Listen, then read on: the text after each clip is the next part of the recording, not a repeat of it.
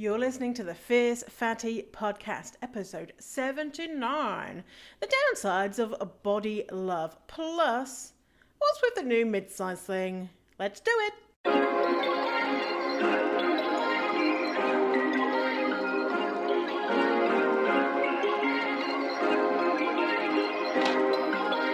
Perfect.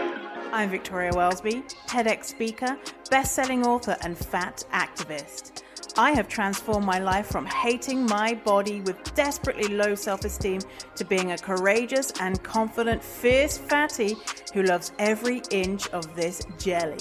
Society teaches us living in a fat body is bad, but what if we spent less time, money, and energy on the pursuit of thinness and instead focused on the things that actually matter, like if pineapple on pizza should be outlawed, or if the mullet was the greatest haircut of the 20th century. So, how do you stop negative beliefs about your fat body controlling your life? It's the Fierce Fatty Podcast. Let's begin.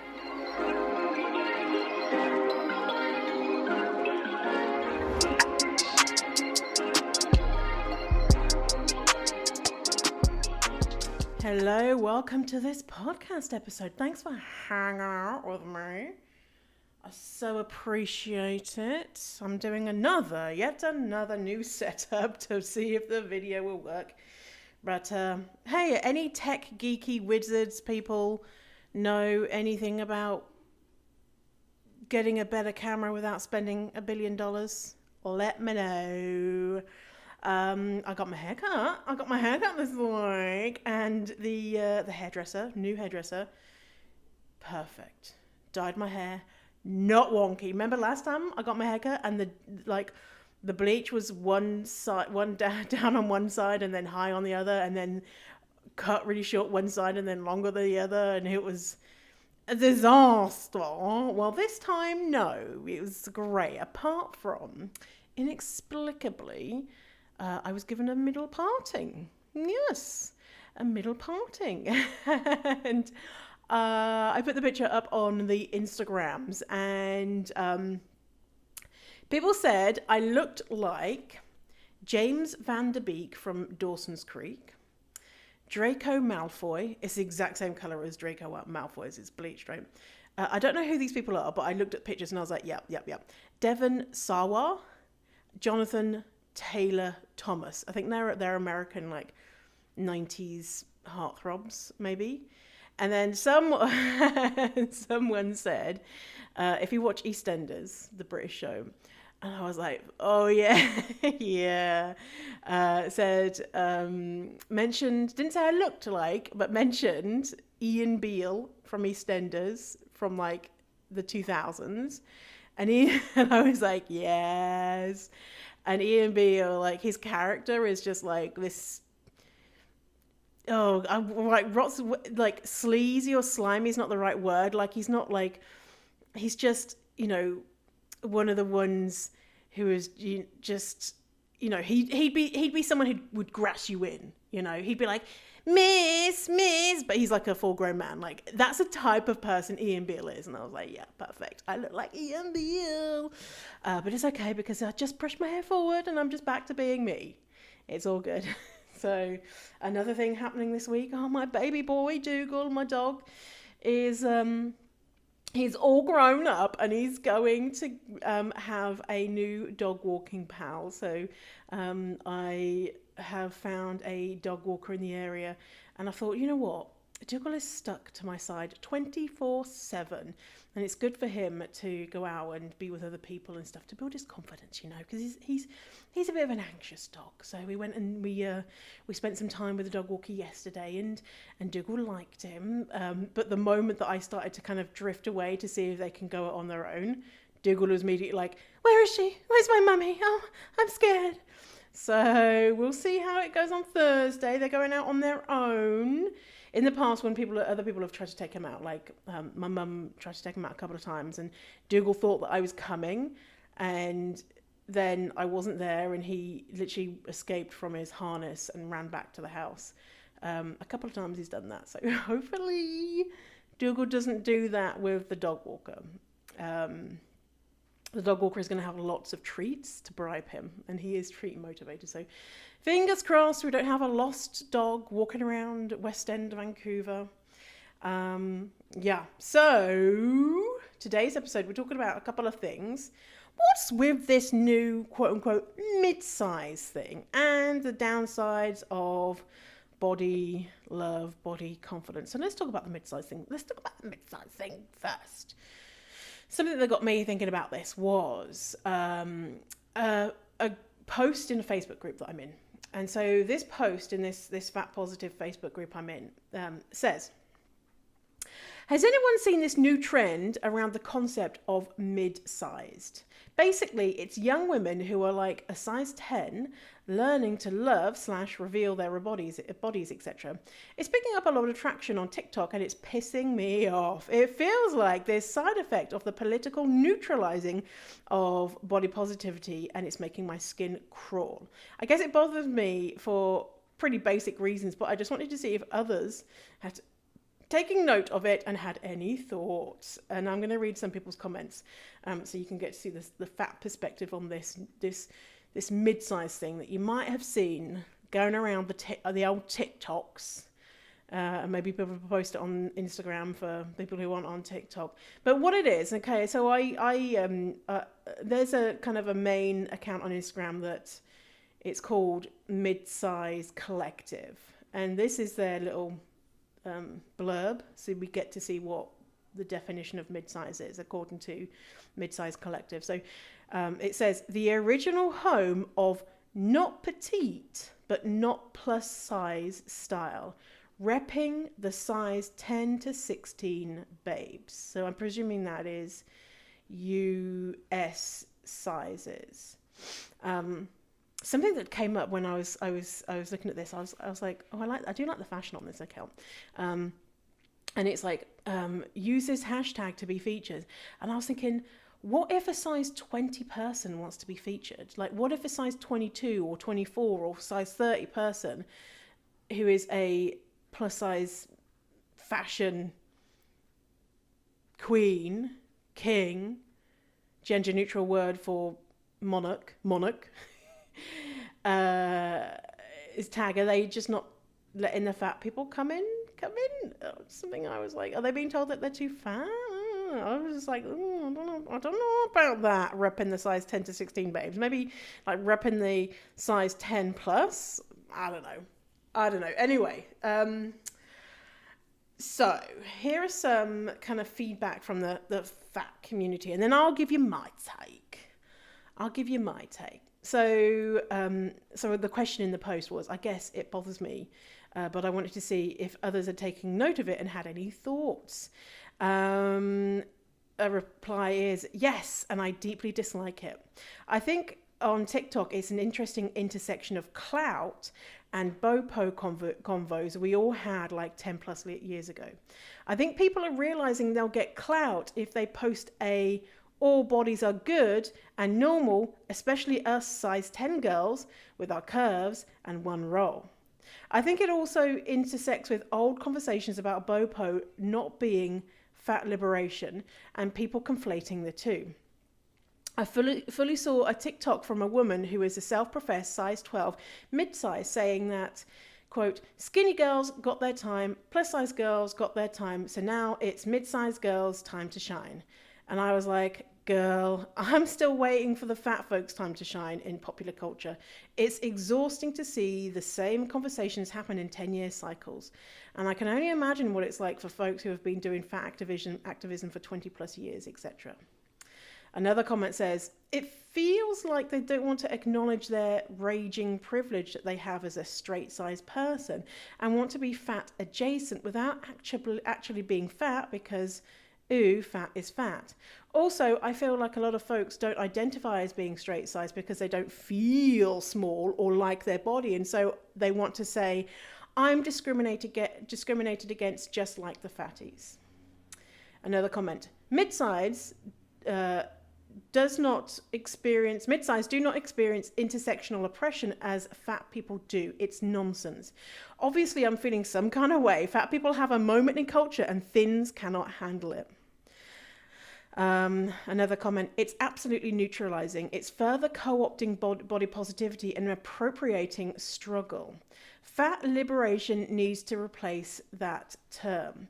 Lizzo posted a really good response to a thin person saying similar stuff. She asked point blank, is this oppression Olympics model and thins and mid-size, aka thins? Would you wake up tomorrow and be fat or thin, aka their size? I think that's what we're saying is like, do they actually want to be fat or do they actually want to be thin? And they probably actually want to be thin. And then final comment I'm going to share is, from a data nerd perspective, mid-size implies that there is a median in a set of range of sizes. This is false. There is no median body size. There is no range of body sizes. There is no smallest or largest or not too small or not too large body. Even if you were to measure every body on the planet and calculate a median size, your data would be inaccurate as soon as one person died or was born. So I think that's like the fat side of things. Let's have the side of things from someone who is mid-size. So here is someone who is mid-size. I googled mid-size body positivity and looked for things which weren't like, let's celebrate mid-size stuff. And I looked for something which was someone who had a more nuanced view, versus just, it's good to show all bodies in the mid-sized world. And I found a post, it's from vixmeldrew.com, and the post, I'll link it in the comments, in the whatever it's called. Midsize representation rocks, but we need to be mindful. Let me read a little excerpt from here, because I thought this was really like what it's all about.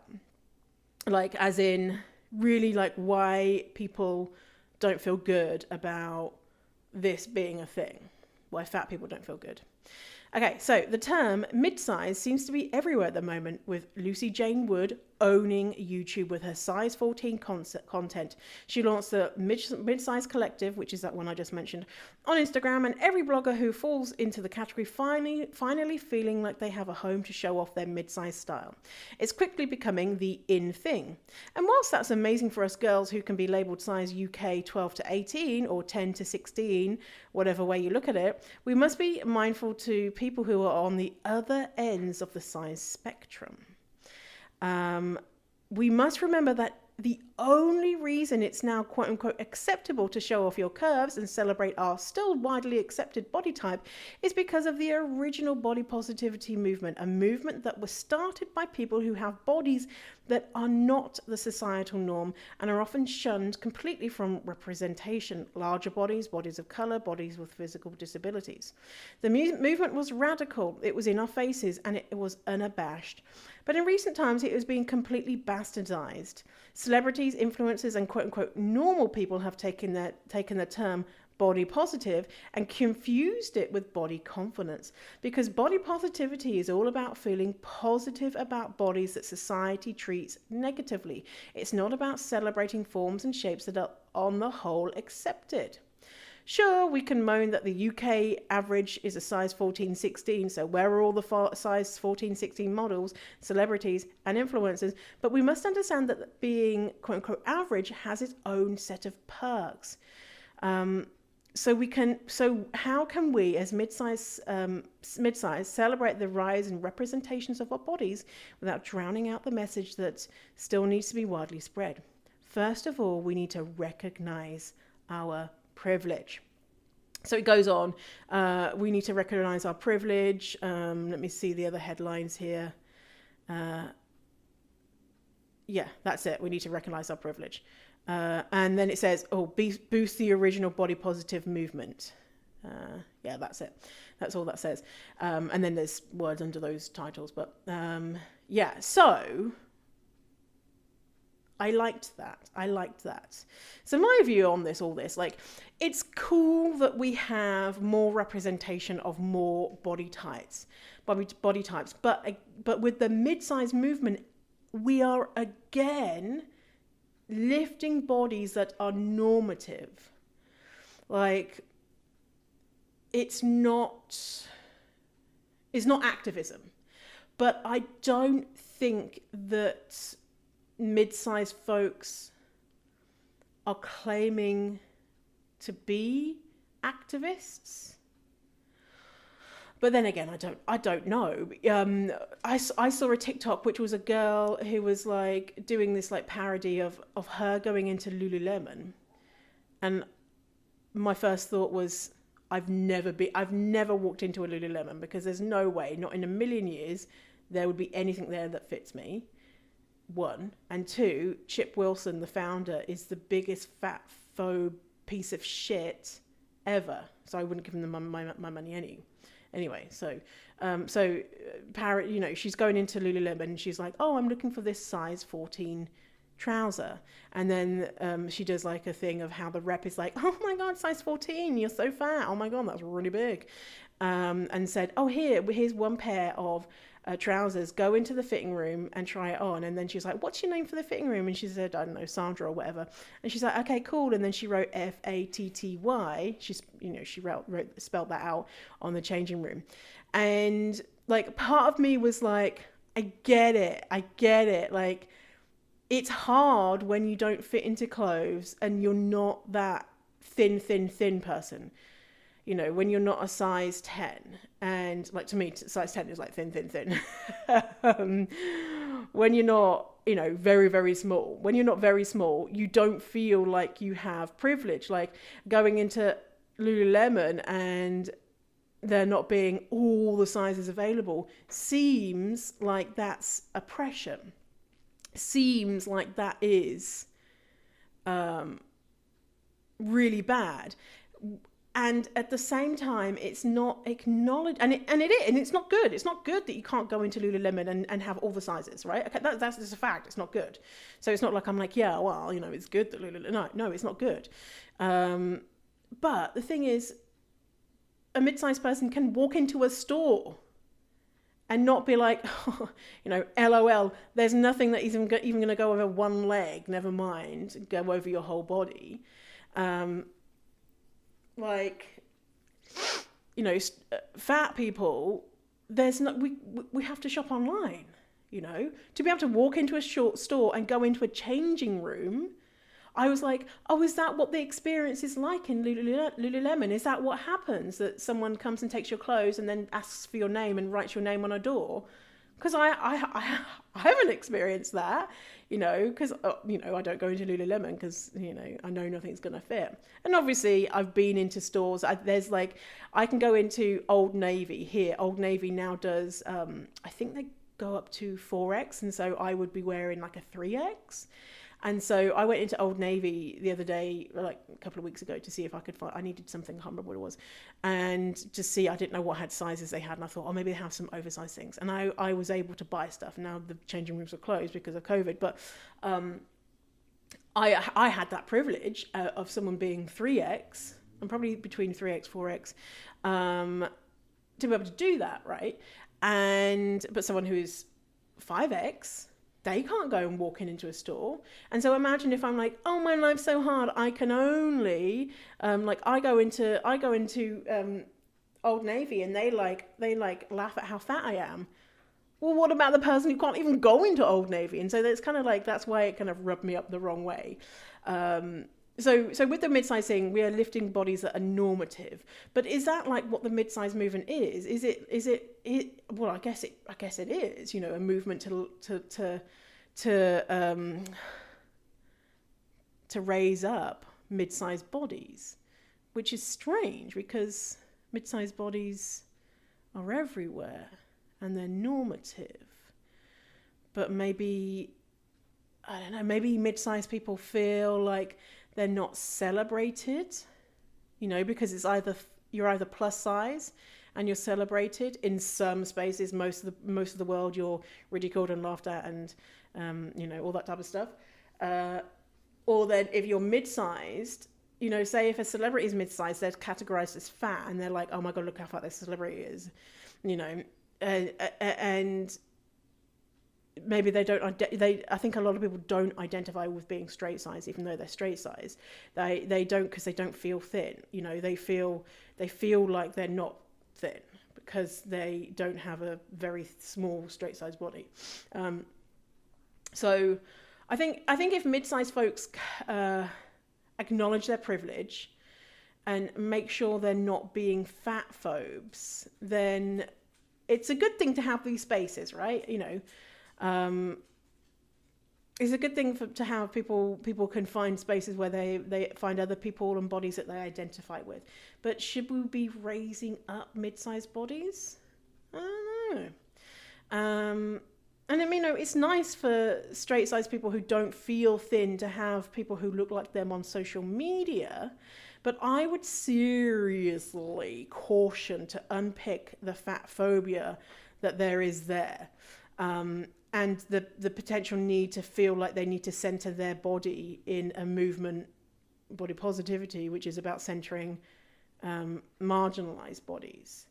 And I'm curious about whether straight-sized people who identify as mid-size don't want to admit that they have privilege, but also don't want to be seen as fat because fat is bad. Also, is it more palatable? The answer is yes. Is it more palatable to be looking at mid-sized bodies on social media? And so, because then if you're categorized as plus size, then plus size is, you might see plus size people and be like, ooh, but they're really unattractive. They're like, oh, they're really fat, sort of thing. Versus, that could feel too far, like that's too much, and that's fat phobia, right? And then I wonder then if a mid-sized person looks at a small body, if they're like, well, I don't have the privilege that small-bodied person has, because I've got a little roll or I'm a little bit chubby. And I think there is a difference. Like there is a difference, but still, the larger body you are, the more oppression and stigma that you face. And so, like Lizzo said, like, is this oppression Olympics of, well, I'm not very, very, very thin, so I don't look like a supermodel, but then I'm not fat, but I get that kind of fat, the world isn't nice to me bit, as well as not having to identify as fat because I don't want to be seen as fat because it's bad to be fat. These are just things I'm like running around in my head, and obviously I think that it's not like, I don't think that mid-sized people are like, and you know what? I'm going to really fuck with the fatties now. I'm going to come up with this whole mid-size thing, and I'm going to like erase the fatties, and like, let's not talk about the fatties anymore. Apart from that one person who was like, fat people have had their time. Now it's time for us to shine. Like, that person can go away. But I don't think it's nefarious. I don't think it's people who are like rubbing their hands together with glee, being like, fuck the fatties. But I think a lot of it is people who don't want to recognize their privilege. And I think it's nice for those people to see people who look like them acknowledging that they are not thin. So yeah. Another thing is like, it doesn't feel radical. It doesn't feel like, it's again reinforcing what is to be celebrated, and what is to be celebrated is normative bodies. Which it just feels, to me, it just feels a bit boring. It just feels a bit boring. Like, I like the radical stuff. I like the, being challenged by what I'm seeing, and having those moments where I'm like, oh, am I experiencing fat phobia here? Am I just filling my feed with people who look like me and has the same skin color and is the same size and is cisgender, neurotypical, all that type of stuff? Because to me, that's just a bit boring. I want to be, I want to look at things which are visually interesting. I'm not saying like mid-sized bodies are not visually interesting, or my body size is not visually interesting, but it's just, I think for me, it's just more, just more radical and cool to celebrate, and forward thinking and progressive to celebrate bodies that have not been held up as the standard. And I think mid-size a lot of times is the standard, and is seen as the standard of plus size. So if we think about like quote unquote plus size models like Ashley Graham would actually be considered mid-size. So she's a plus size model because the modeling industry is fucked up, but Ashley Graham is 100% straight size, but because she's got some curves, then some people would say, oh, well, she's mid-size. So nuance is what we need. Nuance is what we need. And people being kind and thoughtful, and, not saying every mid-size person who is like into the mid-size movement is a piece of shit. Some of them probably are, some of them probably not. And not every fat person is great. And, but, being kind and thoughtful in regards to, is this something new, or is this just fat phobia being regurgitated in a more friendly way? Question for you there to think about. Okay, so let's talk about the downsides of loving your body, of feeling confident. Because I was falling asleep the other night. I was like, when you're on the brink of sleep and you're just like, oh, this feels so good.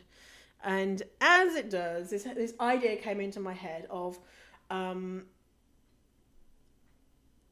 these different ways that it is, the downsides of being confident and loving your body and all that type of stuff. Because, I talk about how I've had a good experience with loving my body and it's great and all that type of stuff. And I think that everyone should. And, not everyone should, but whatever. Do what's good for you.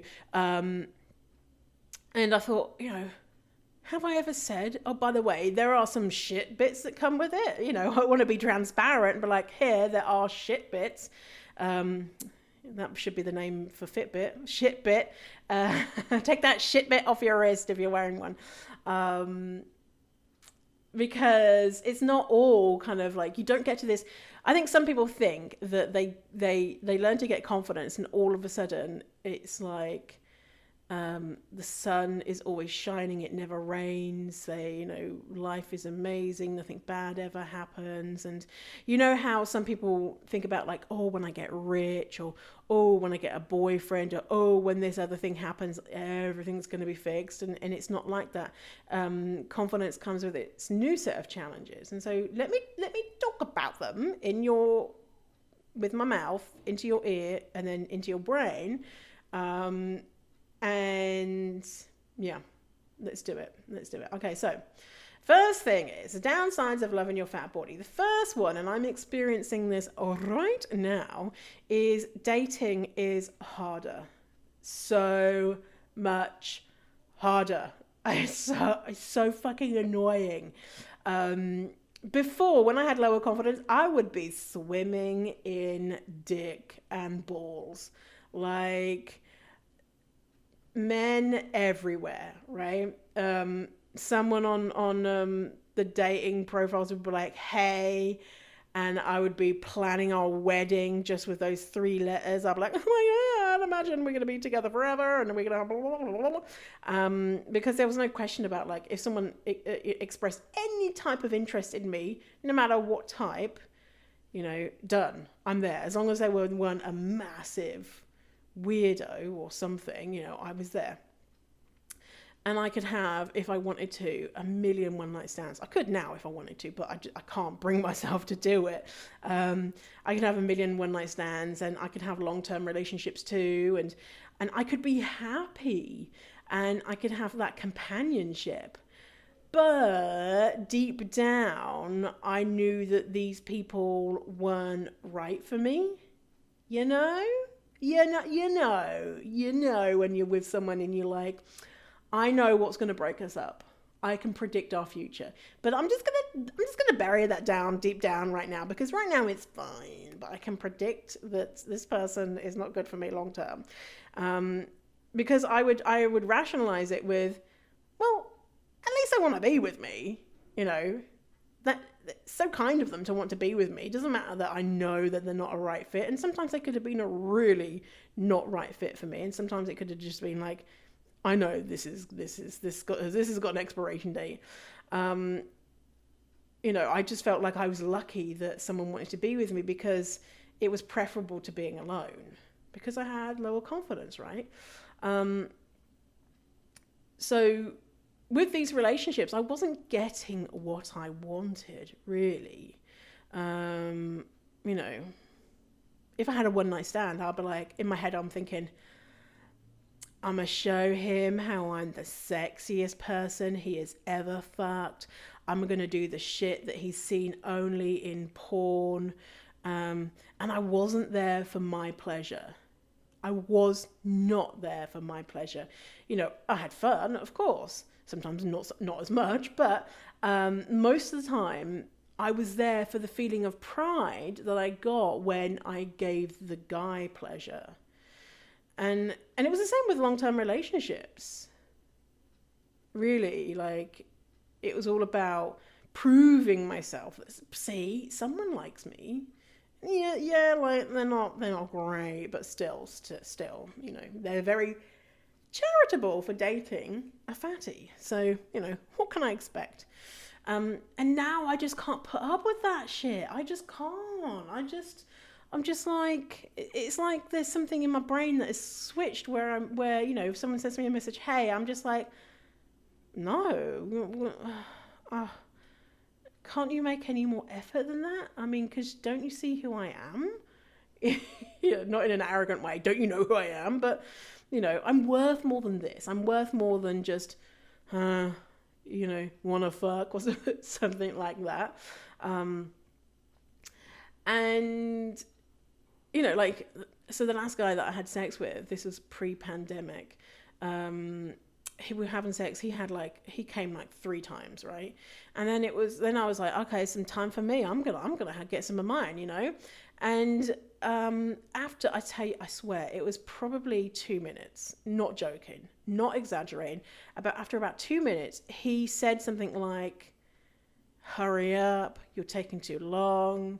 Something that I can't remember exact words, but I was like, and so if that had happened before, I'd be like, oh yeah, I just had an orgasm, fake it, because I couldn't, be like, excuse me, listen up here, motherfucker, and and then I would just accept it. I just accept it. This time I was like, no, motherfucker, I'm gonna have mine, and then I'm never gonna see you again, you piece of shit. Like, well, what the hell you literally just had 3 orgasms? It was like, oh my god, this is amazing. I'm like, yeah, bitch, I know. And then when I'm trying to get mine, he's like, oh, can you, you've taken 17 seconds? It's too long. Fuck off. So I'm just like, I haven't got time for that shit. Yeah. Literally my last therapy session was talking about this, how I'm like, why is this? And I was like, I realize I'm giving people too much of a chance. And so, because this is the first time I'm dating as someone with higher self-esteem, because before I had lower self-esteem when I was dating and in relationships. And so this is all new stuff for me. I'm still like Bambi with the wobbly legs and this stuff. And so I've been giving people too much of a benefit of a doubt. And so whenever people, say if their conversation isn't lighting my world up over messaging, I'm giving them too much credit and being like, well, maybe they're not neurotypical. Maybe they don't know how to communicate as well. And so by not giving them as many chances as possible, I'm being judgmental. And then we talked about how I was able to say, like, to this one guy who was like, I'm going to come around your house and have sex with you. And I was like, fuck off, block him. And how that was so easy because I trusted my intuition, and whereas with other guys, I'm struggling to trust my intuition of, they're not making any effort. And so it's not that they are, they're struggling. It's that they just don't give a shit, and I'm got time. And then as soon as I realized that, I was like, bitch, no, I haven't got time for those motherfuckers. And so, and now I've realized, okay, I don't need to engage in these conversations that are going nowhere. And then I know they're going nowhere. I can just save my energy for people who've got, who can talk to me. And even if they're not neurotypical, they can still provide something, hello, how are you? How's your day going? Something like that versus like, here's my balls, or whatever they're saying. So yeah, first one, dating is harder. Next one, boundaries. It's like now I feel like I have this moral obligation to do the right thing and try and communicate my wants and needs, and to like bury it down feels like grubby and inauthentic. And so it's like this thing, like it's like I have to now, and it's really annoying. Like I know what I need to do, and I'm like, okay, well, to be a more evolved person, I know I'm gonna have to do this thing, and it's really fucking annoying. Why can't I just not have those negative feelings of burying my head in the sand and just ignoring the issue? So this came up recently when there's someone who I cut from my life, and I spent years working on this. I cut this person from my life a couple of years ago officially, and they emailed me out of the blue and was like, okay, well, this is enough time now, like can you just be my friend now again? Can we just get on again? And I was like, oh, it's like boundaries, okay, right, I'm gonna have to book a session with my therapist because I need to talk about this and make sure that I'm dealing with this in a way that is best for me. And so I did, and so it's annoying because then I had to, I had to pay for a 50-minute therapy session, and I didn't want to have to think about this, and it would have been better if not better, but before I would have just been like, do you know what? I've not spoken to them for a couple of years. They've probably learned their lesson. I'll be friends with them again. And now, like, the Victoria with higher confidence is like, is that really what's best for you? Is it? Or is what's best for you going to be something a little bit more difficult? And turns out it was something a little bit more difficult. Before, like, not saying that setting boundaries is this terrible bad thing that you have to do. It's just that, before I wouldn't set boundaries, and I would secretly hate people, and the consequences of not setting boundaries are bad, and I was angry, and people were, I was angry when people were violating these invisible boundaries that I never stated, and people couldn't get close to me because I'd be like, in my head thinking, oh, well, one time you said this and you did this and I secretly don't like you, but I'm never going to tell you because that's too scary, because I'm scared you're going to reject me, versus actually building good relationships with people when they step over a boundary, being able to communicate with them in a way that is loving and a way that is going to protect you and help build those relationships. So yeah, so boundaries, I'm like, I fucking love a boundary. If you need help on setting boundaries, go and grab Boundary Boss. It's a mini e-course that I have on my website. I'll link it in the show notes if you need help with setting boundaries, because doing this work of learning to love your body, you're gonna have to be setting boundaries, and sometimes it's just annoying. Like, sometimes I'm like, can I just not? And like, it's not your conscience, because it's not about morality, but it's your confidence and it's your self-esteem that says, no, come on, wallow in it for a bit, but you know what's going to be best for your mental health. And then, then you're like, fine, I'll do it. Ugh, annoying. Yeah. So the next one is that relationships end. And as I was saying, like, that the person emailed me, and it's actually someone who's in my family. And so this is really hard. Because it can be people that you are very close to currently. And if you're working on this stuff, you will realize that there are some people in your life that are very harmful, and boundaries are not going to do it. Like, you can't repair the relationship because they are just not in a place where they're able to be who you want them to be. And obviously we can't just force people to be who we want them to be. Annoying, rude. So you will have to move away from people that you have known maybe for a long time, that you've got lots of memories with. You will have to end relationships and have difficult conversations. And it's just so much easier to not, right? It's just so much easier to not. Easier, but not better for you. And it means you have to rebuild. So it means that there may be no one that you've got long-term relationships with. It may be that all of your people who you're surrounded with are new friends. And that is sometimes difficult, because it's nice to have those long-term relationships where you can be like, remember when we were 5 and we were like in the playground and that was cool. And those people that you grew up with, your childhood friends, or maybe even family members, might not be the safest people. And so you may lose relationships. And I absolutely have lost a lot of relationships. If I think about who I was friends with when I had lower self-esteem, I don't think many of them have survived into this new version of me. I've got like childhood friends who, you will message maybe once or twice a year, and so I'm lucky in that way that because they're people that I like to keep up with. But if I had those people, maybe if I had people in my life who were from childhood who were super toxic, then I would have to not be in contact with them. And so for people who are dealing with that, that's really hard. And it can be sad, and it can be like questioning, being like, am I like really uptight? Like, why can't I just get over this? Hence why I spent years in therapy, no joke, being like, why can't I just get over this? Why can't I just let this person be rude and mean to me? Why do I have to be so uptight about it? And it wasn't me being uptight. It was, that person was not good for my mental health. Okay, next one is being more exposed to trolls, because you're doing activism work by not, just by not hating your body, you're doing activism work.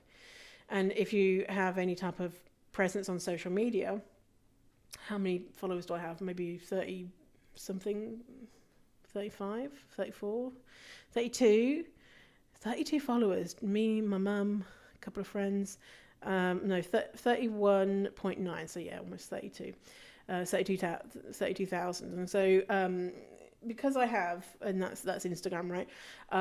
Because I have more people seeing me, I am, just by the nature of the beast, exposed to more bigots and more trolls.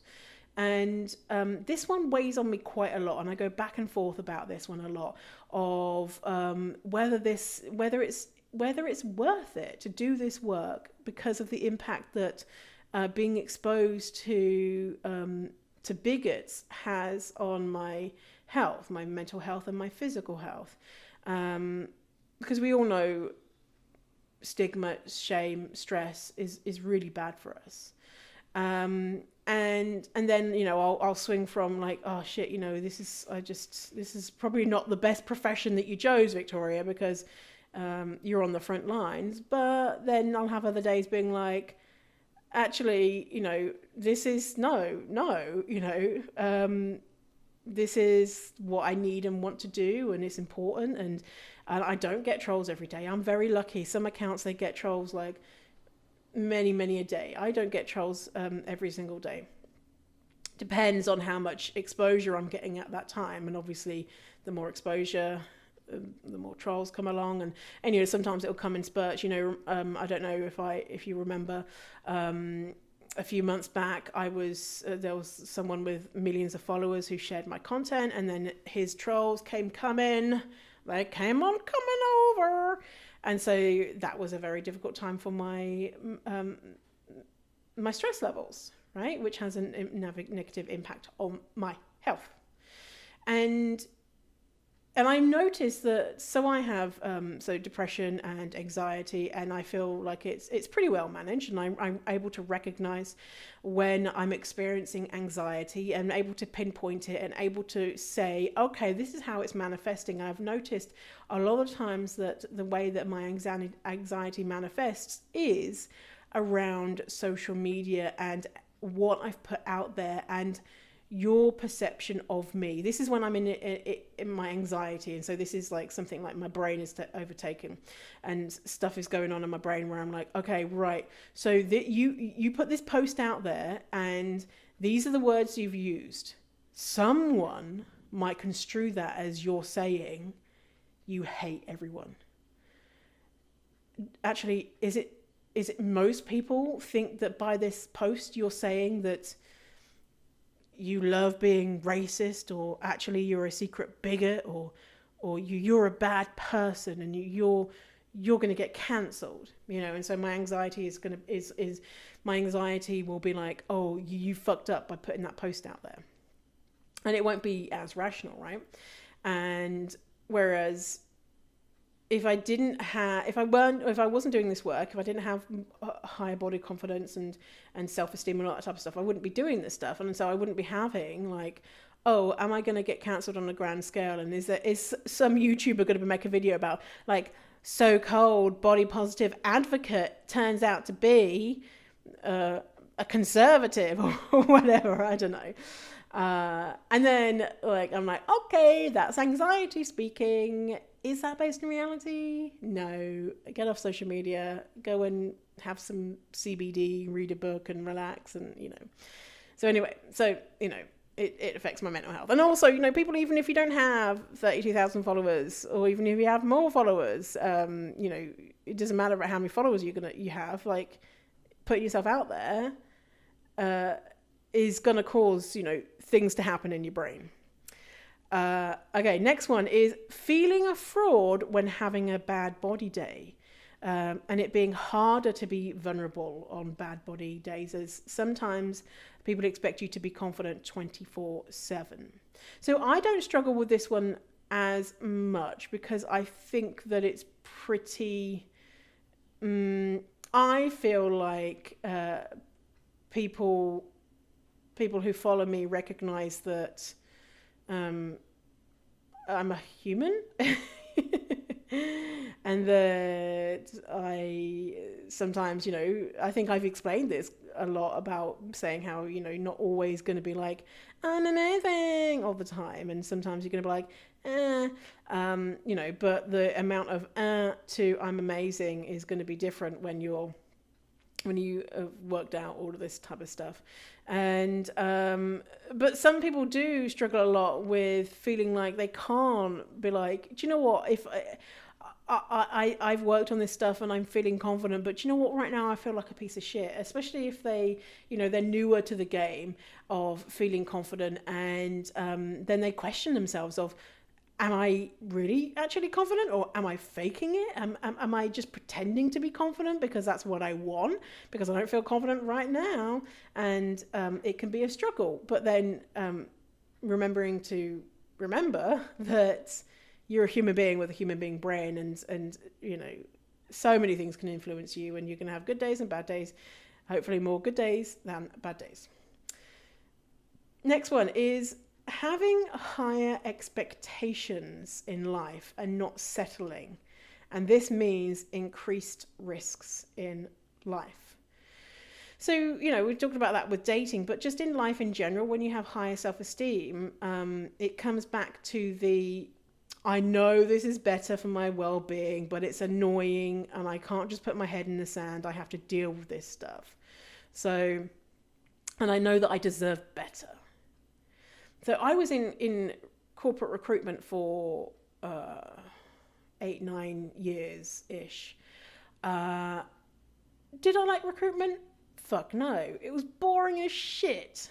I liked talking to people. I liked helping people. I liked building relationships, and I liked my colleagues and things like that. But, like recruitment, like... You know me, like, that's not my thing.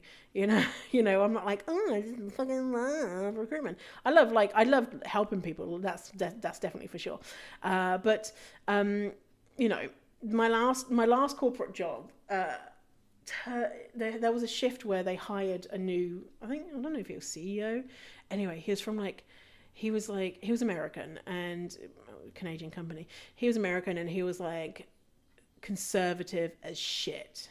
I remember him coming in and just being like, just exactly what you think an American conservative is. And I remember over lunch him telling us this story about how this deer would come onto his property and how beautiful this deer was, and describing in detail how, you know, looking into the deer's eyes and then watching as his son like shot the deer, or he shot the deer or something, and him being like, isn't that so cool that we got to shoot it? And everyone at the table being like, what the fuck? What the fuck is wrong with you? You like, what? Who are you? Yeah. Anyway, so, you know, and then so this whole conservative thing came over the company, and I was bored, and I was a shit employee anyway, but it paid really well. It paid very, very well. And I knew that I had to not do that job anymore because it was not me. I was not fulfilling my life and doing the things that I wanted to do. And so I had to do something different because I had, you know, higher self-esteem. I had to, I didn't have to, I was compelled to. And now I'm paid way less. And if I had stayed in that corporate world on the trajectory that I was on, I would currently be driving around in a really fancy car, and I'd have a super, super swish apartment, and I'd be buying clothes from Eloquii and being like, $20 shipping, telling $20 schmipping, whatever. I'm going to get like loads of stuff from Eloquii. Like, Eloquii is not like my place, like, oh, it's just so expensive, especially if you're Canadian, because you have to pay $20 US shipping, which I think is like $30, and so you're like, oh, do I really want this? Anyway, so yeah, if I had stayed there, I would have had loads of money, but I wouldn't be happy like I am today. I wouldn't be being authentic, you know, because I had to fake it in interviews, being like, oh yeah, I fucking love recruiting, yeah, even though, like, you know, some people do, but whatever. Anyway, so. And that caused risks, right? Risks, like leaving a full-time job to be like, I'm just going to try and start this online thing, and leaving, you know, consistent paychecks and all that type of stuff, you know, things like that. There's risks. But when you feel like, and I'm very privileged that I was able to do that because I had a high-paying job, I had savings and all that type of stuff. But, you know, sometimes it's really annoying that you kind of can see that there's something better out there. And not saying it's bad to be in recruitment. Like, some people love that, and some people are really great at it, and it's a really important job, an important part of an organization, and you're changing people's lives by giving them jobs and all that type of stuff. But I knew that it wasn't for me, right? Like, I was a shit employee. Right. Okay, next. Feeling like you need to educate people. So it's really hard to stand by sometimes and hear people say things that aren't true or are bigoted and let it float by. And so it's kind of this thing that goes on in my head of, shall I be someone who is educating them when they maybe don't want educating? Or shall I just let bigotry float on by? So either way, you know, it's like, maybe I'm being a bit of a dick either way, like letting someone say bigoted stuff, or speaking up and educating them when they're like, fuck off, I don't care about what you've got to say. You know, they probably don't say that, they're probably just like, what's she talking about? And so it's like a hard quandary of either choice. You don't necessarily feel great about it. And then on the other side, sometimes some people expect you to educate them just because this is your job, and so it means that you're open to educating people and hearing their bigoted opinions and telling them how they're wrong and all that type of stuff for free, immediately, and without any kind of like, oh, I appreciate it or anything like that. They're just like, I have this problem, tell me how to fix it, and then they never respond, type of thing. So yeah, and sometimes you don't have the spoons to be able to do it, and sometimes people are rude about it, and yeah. So next, seeing bullshit everywhere, fat phobia and diet culture. And so you don't necessarily have to be confident to be experiencing this, but you need to be understanding diet culture and fat phobia. And it's like the film The Matrix, right? Do you stay unaware and numb and somewhat happy, or do you disrupt your whole life and be mad a lot of the time when you see diet culture and fat phobia everywhere?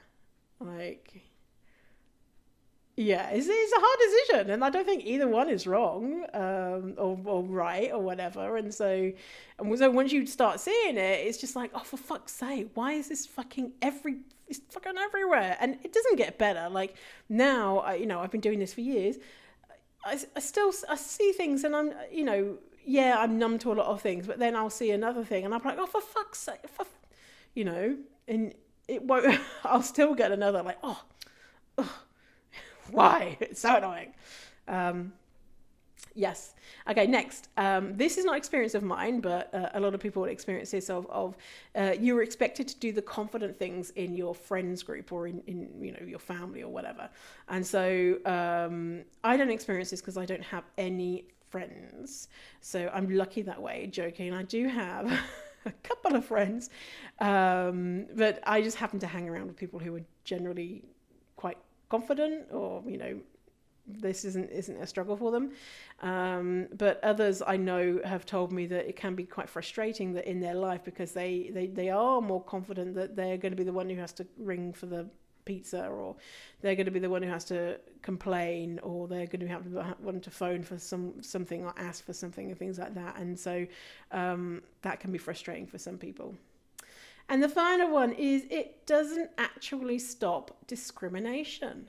No matter how much you like your body, no matter how confident you are or have self-esteem, it doesn't stop the world from being fat phobic. I wish it was like that.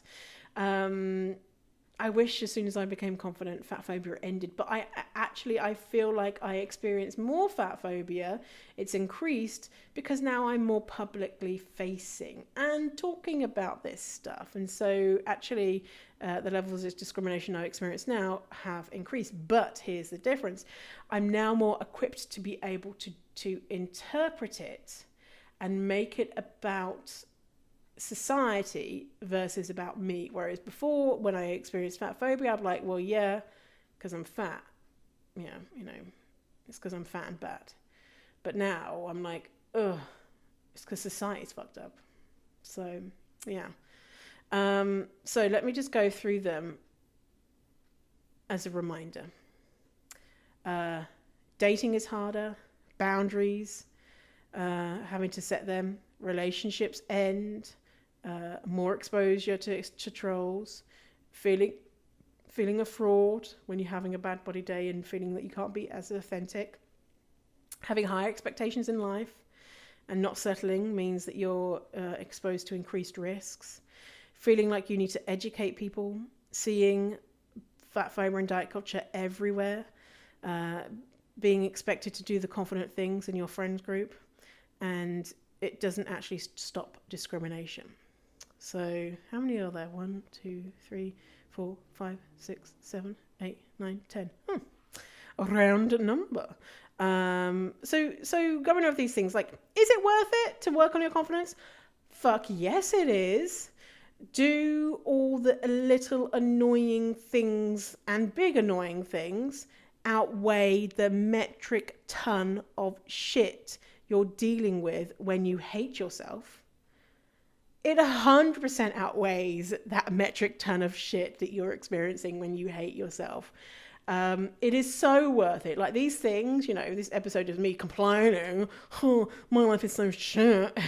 Feel sorry for me because I have to do all these things.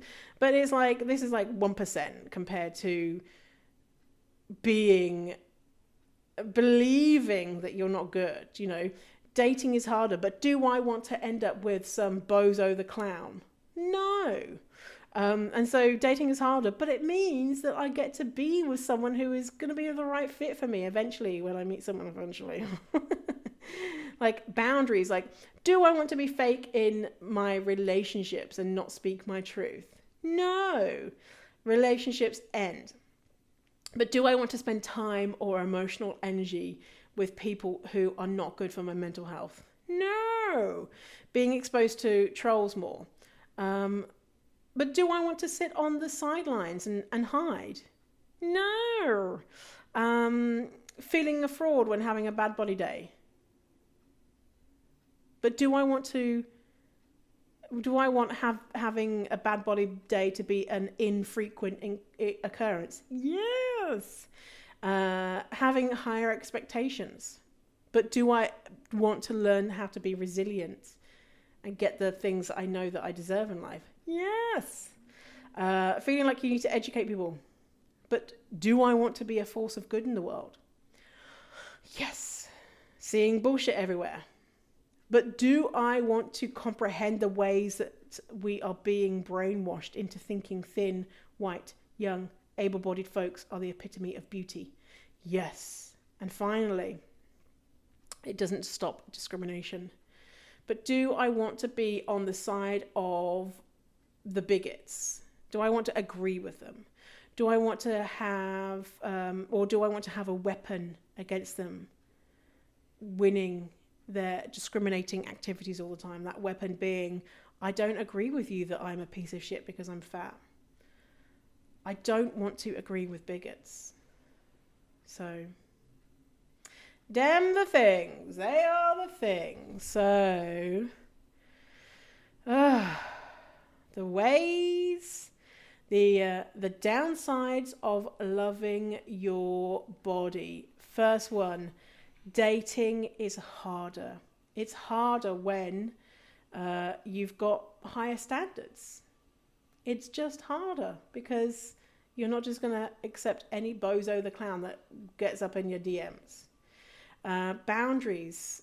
You feel compelled to set boundaries, and that is difficult sometimes.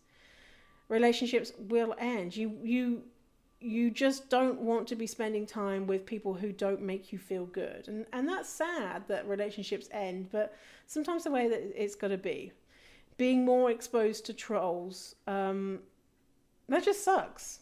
Being exposed to trolls. And also there are ways that we can protect our mental health if that happens. Feeling a fraud when having a bad body day.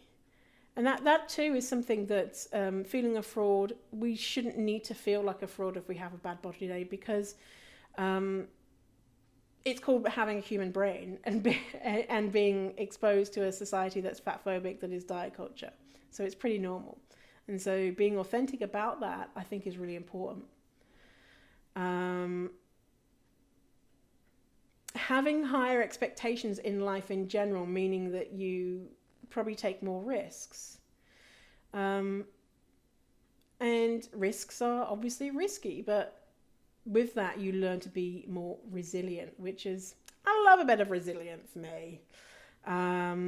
Feeling like you need to educate people. Well, the reality is, if you've got the ability to, and you have the emotional energy to, then it's wonderful if you can, and if it's the right place, and if it's safe and all that type of stuff. But really, as a fat person, it's not your job to educate people when they're being a fat phobic turd, right?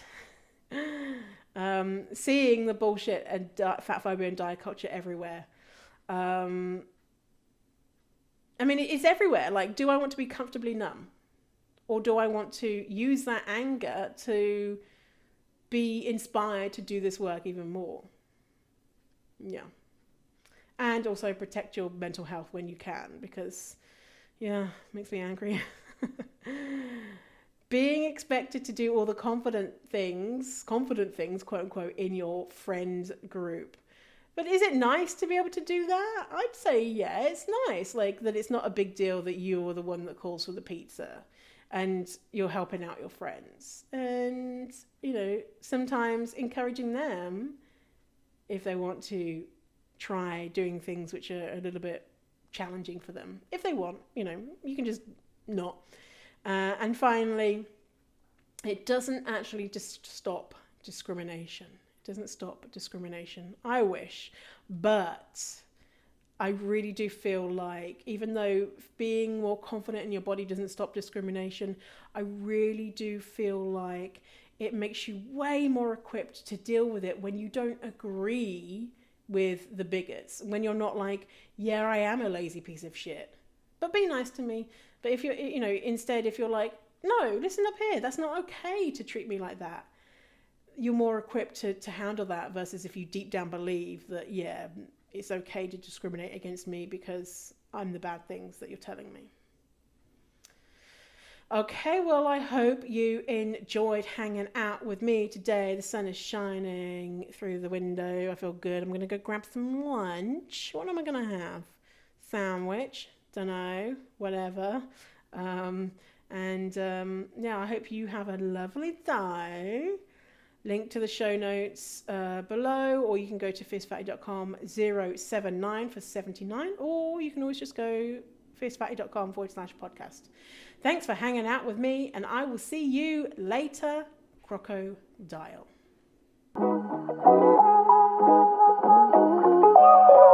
Thanks for listening to the episode. And if you feel ready to get serious about this work and want to know when the doors open to Fierce Fatty Academy, which is my signature program where I teach all about how to overcome your fat phobic beliefs and learn to love your fat body, then go to fiercefatty.com/waitlist. Again, that is fiercefatty.com/waitlist to get your name on the waitlist for when Fierce Fatty Academy, my signature program, opens.